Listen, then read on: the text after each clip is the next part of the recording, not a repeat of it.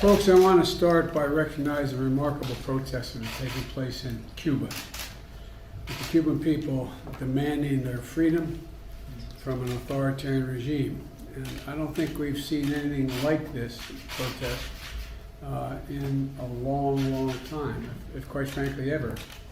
The United States stands firmly with the people of Cuba as they assert their universal rights. And we call on the government of Cuba to refrain from violence or attempts to silence the voice of the people of Cuba.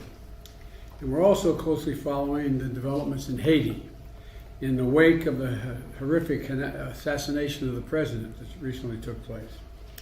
The people of Haiti deserve peace and security, and Haiti's political leaders need to come together for the good of their country. Over the weekend, I dispatched a high-level expert delegation to assess the situation and to determine where the United States can offer our support.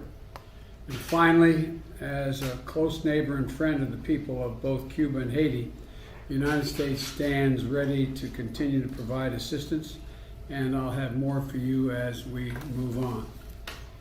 But the purpose of the meeting today is we've convened a group of law enforcement and other community leaders, including mayors of our cities. One, to thank them for their service because we owe them big time. Second, hear directly from each of them about reducing violent crime, and particularly gun violence in our communities. Last month, I met with a similar group to unveil my comprehensive strategy to do just that. And it's been I guess I look at the Attorney General. We've been at this a long time. A long time. Seems like most of my career I've been dealing with this issue. While there's no one-size-fits-all approach, we know there are some things that work, and the first of those that work is stemming the flow of firearms used to commit violent crimes. And you and I have talked about this, Mayor, before. And it includes cracking down on holding rogue gun dealers accountable for violating the federal law.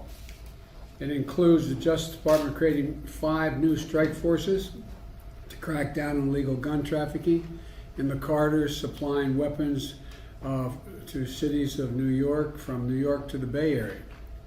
Secondly, is supporting local law enforcement with federal support they need.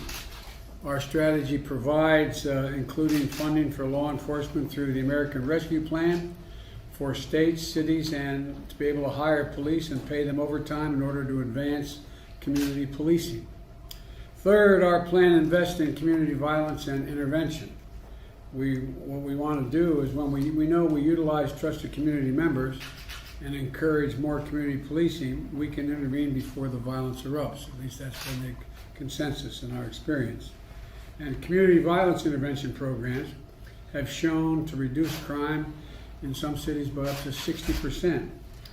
Fourthly, our strategy to fund other vital services like mental health and substance abuse disorder programs, job training, and summer job programs. And this is going to help prevent crime and support young people to pick up a paycheck instead of a pistol.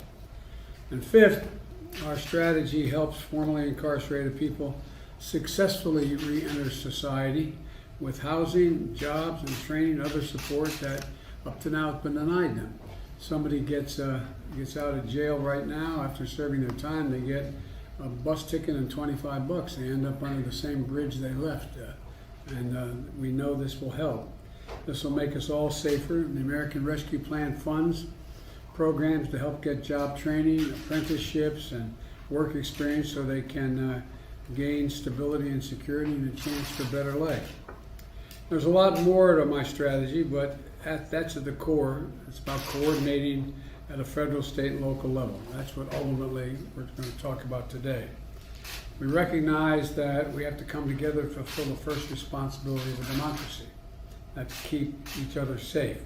And that's what the American people are looking for when it comes to reducing violent crime and gun violence.